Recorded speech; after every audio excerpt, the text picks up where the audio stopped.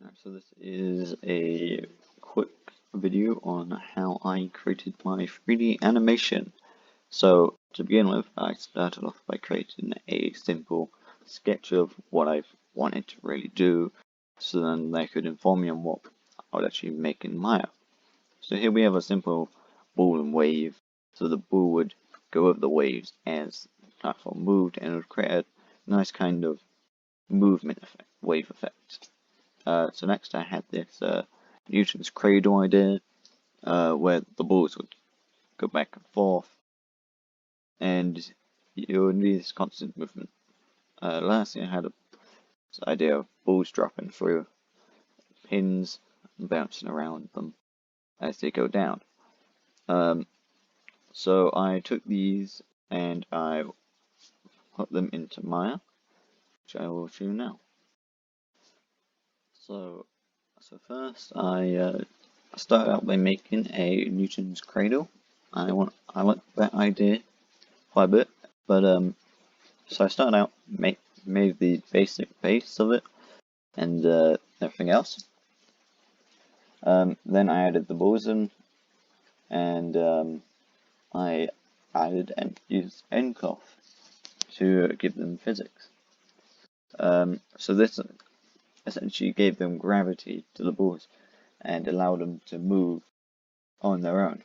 And then applied rigid nails and a gravity field, so the gravity field would actually pull them down, as the rigid nail constraints will actually keep them in place. So these are the rigid nail constraints which hold them in place. So next I attempted to actually get them to move like a Newton's cradle. However, this is what I found quite difficult.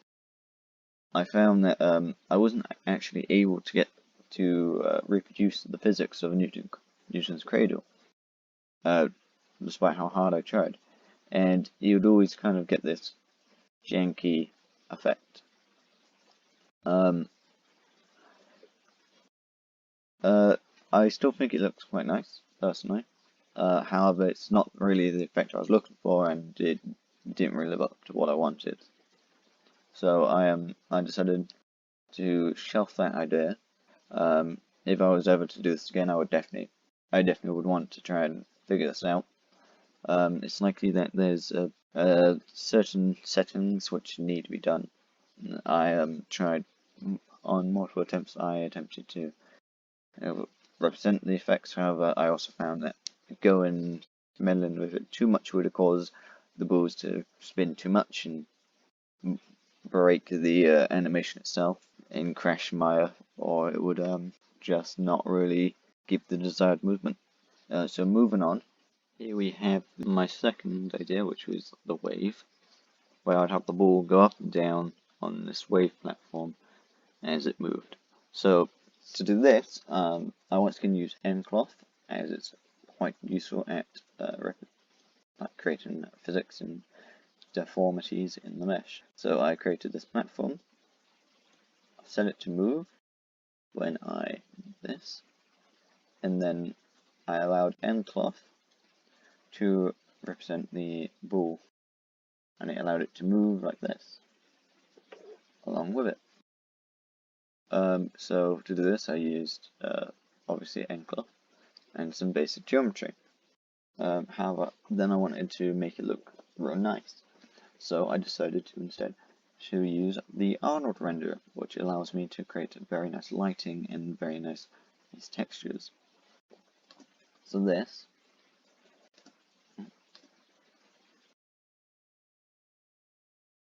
allowed me to then go for this perspective, and then if I go down to render, I go for the Arnold, press play. You can kind of see what it would look like in the actual video.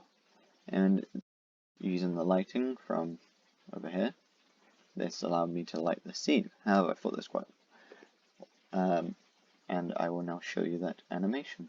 So this is the animation that I created in Maya using the NCloth. I'll show this now. As you can see, it's got quite a nice shine to the ball. Yeah. However, I thought it was quite dull, so I added something else. So I added this ball drop scene. So I used the same lighting as before. However, instead of putting in the same scene, I instead decided to do it separately. This was mostly because I wanted to save on computing power and to save time, as I don't have a much powerful rig, which means it would take much longer and be much more difficult to actually render out the entire animation. And I actually decided that I would instead green screen the two onto each other using rotoscoping and keying in After Effects. So once again here, I also decided to use the Arnold renderer to keep it consistent. So I used hypershading, once again used hypershading and Arnold's AI standard surface to create a nice shine on these balls. So if I go here and go to renderer Arnold play, you can see once again these create quite a nice metallic reflection. So this was because I wanted to show kind of like a carnival kind of pin. You drop in the balls and the metal balls fall down, scatter on the pins. And that's also where I got the idea of the colours for the actual pins themselves. I thought it would be nice to have like repeating colours, but a different colour, and then the pattern repeats, as it gives this nice kind of pattern which humans would quite naturally like. Other than that, I will now show you the animation itself. So this is the ball drop animation. It's recorded with the Arnold renderer using all of the Earncloth physics. So Arnold plane. So as you can see all of the balls fall down, and I intended to put that as a green screen behind the other wave video. So I'll show you that now. So this is the final Maya render that I created, with the wave in the front and the ball drop on the back. So I decided that I wanted to green screen the two onto each other to save computing power. However, I also kept it quite rough, as I also wanted the final render to be in Unreal, which I'll talk about in a moment. So I'll go through the process real quick of how I did this. So in After Effects, there is a rotoscoping tool which allows you to select a surface and the color, and then it will essentially go through every frame and copy it out and as close as possible as the video goes along. And this actually allows it to just key out the entire background and just focus on one part. So you can actually see artifacts from where this didn't happen properly from around the edges. So I'll give it a play now. So I was actually able to minimize the most of it by actually going through and editing myself. I actually chose to also repeat the animation backwards, as I thought it would give it quite a nice back and forth feel when played continuously. So if I were to continuously play it, it would continuously, everything would go up and everything would go down again, which I thought looked quite nice. So now I'll explain what happened with the exporting to Unreal.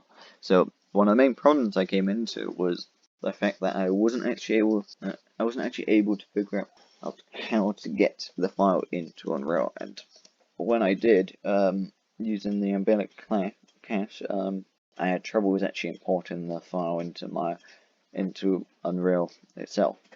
So I think next time if I were to do this, I would definitely just go straight to focus on keyings rather than using Earncloth, as it seemed gave me quite a bit of difficulties and wasted a lot of time overall, as I actually need to get this into the Unreal Engine and not just keep it in Maya. So I decided to recreate this entirely by keying. So there's a lot. However, this caused it to be a lot of bounce, and I'll show you this in a minute. This is the keyed version. So I once again created a simple geometry with a sphere, and instead of using the Earncloth, I decided to key it manually. So I set a animation where with it going to each high and low point individually, and then I edited it to be able to go in between, so then it wasn't constantly falling through the mesh of the base. And this gave me this animation, which is a lot less fluid and bouncy as the Endcloth, which is something I would have liked. However, I think this is quite a good conversion into keyframes, as I think I would have definitely found it a lot more difficult if I was trying to replicate the deformities of the Endcloth with keyframes. However, I also wanted to do the ball drop once again, so and I didn't think I was actually going to be able to do it in Maya, so instead I decided to do it on Unreal. So what I did was I instead straight away imported this into Unreal, which I will show you now. Right, so here we are in Unreal. I imported the animations and the FBX files from Maya, along with the animations and everything, into Unreal. This was a fairly easy process. It would just had me export it all from Maya and then just straight away import it. I think the only one issue I did come in have was that the animations weren't connected to the model to begin with, and I had to manually connect them using this use animation asset drop down bar. So I will now show you the animation in Unreal. It's literally the same as it was in Maya, so that should be on the screen now. It opened in a separate window, so it should be on the screen. So as you can see, I've actually added lighting in Unreal so you can actually see it. So then I went on to work on the ball drop, and that meant that I had to create the model within Maya. So I created a platform. I made it horizontal, more or less horizontal with the camera. The camera is at an angle when viewed. Then I created balls that would be affected by gravity. However, they would be locked in the Y position, so they wouldn't move forwards or back. So this actually allowed me to create an effect where they would all fall down like this. They wouldn't roll off to the front. And then I decided that I wanted to actually do the green screen again, so then I could get the lighting correct on both sides, as I didn't want the front wave model to be influencing the back. However, there was also another thing that I wanted to do. I wanted the wave animation to actually be repeatable, and because I found it was actually quite short, so instead of actually just making the model longer and going back into Maya, as it could make things a bit more unstable, as I would have to also make sure that the whole thing was moving at the same speed and also key it in again. So I believed actually looping the animation would actually be quite a good idea. So I added this big black box onto the back, and I made its material black like in the background. Unlike the balls, which are all shiny as well, which I created using the Unreal's material maker. And as you can see, we've got the parameters, and they connect to multipliers and other parameters. A vector parameter and scalar parameters, which connect to different parts of the ball's attributes. So this affects the roughness, this affects how metallic it looks and how reflective it is, which gives this really nice effect on the ball, especially when viewed from the actual camera. So now I will show you the final animation which was created, and I'll explain how I green screened it. Right, so here is the green screen. So this is the final one that I created, final render that I created. So it combines both the wave and the ball drop animation. So to actually do this, I took them both into Premiere Pro instead of After Effects this time, because I wanted to try out different techniques and see if I could improve the green screening from last time. As last time there was quite a few artifacts that you could see along the edges, whereas I think this was done a lot better. you can still see a few artifacts. For example, down in the bottom right hand corner, you can see down here, you can actually see past the environment itself, the way it's been keyed out by mistake. However, I think it looks pretty good. Now I'll play it, and you can see it's actually a continuous animation. That's because I looped it when I created it. So that's actually just taking a portion of the animation to begin with, and this actually allowed me to then make sure that it was a continuous one rather than starting slow then slowing down instead of it getting like faster and slower. So now, however, we do have this slight effect where the ball will actually slowly speed up or slow down a little bit, speed up a little bit continuously, which I'm actually quite a fan of, as it actually leads to not being just same. It's a slight variation, which humans tend to quite like, because when something's the same constantly, the human brain will kind of go, that's a bit weird. So going back to the green screen effect, real quick, you may actually notice, with the front and back images, you can actually see this black halo around the ball, and that's some artifacts left over from the ball. Now this is actually much worse when I began, as the method that the effect that I used, called ultra keying, actually allowed me to essentially just pick a single color from the background and just key that out. However, due to compression, the AVI file that was exported from Unreal actually changed the color around the ball very slightly. So this actually meant that you can actually probably see around this area here. You might not be able to see this, I'm not too sure.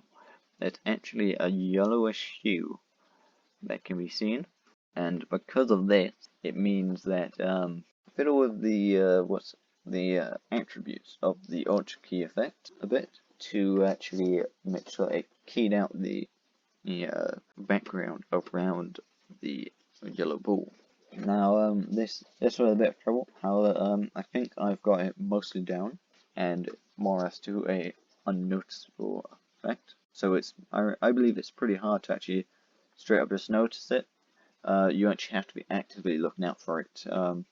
However, other than that, I reckon this was done pretty well. I believe that the pins hold the attention of people as well quite well because of the different colours. It's all pretty colourful and holds the attention quite well, as people's brains tend to go, oh, that's pretty colourful, I like that.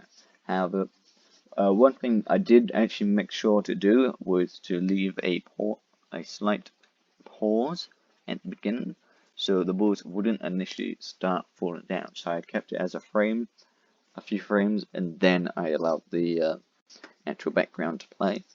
This allows people to actually focus in on the ball to begin with, and then move their attention over to the background. So this is just a kind of final review to this to make sure that I've hit every single point on the checklist. So I'm just going to go over discuss my creative method and the tool, and some of the aesthetic choices and my assessment and all of that. Obviously, I started off this work as sketched up, so that was the sketch that I showed at the beginning. Then I moved on to building the stuff in Maya using the 3D tools in there, simple geometry and all of that.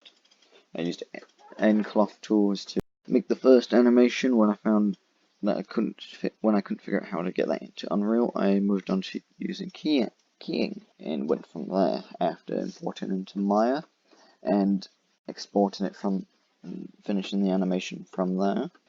I green screened it using Adobe Premiere Pro. This allowed me to combine both videos, and I think it turned out quite well. Now to move on to the aesthetic and technical choices I made in my scene. I believe the aesthetic works quite well. I've used a lot of colours to kind of represent my inspiration, which I'll go into in a moment. Obviously, I could have made it look better.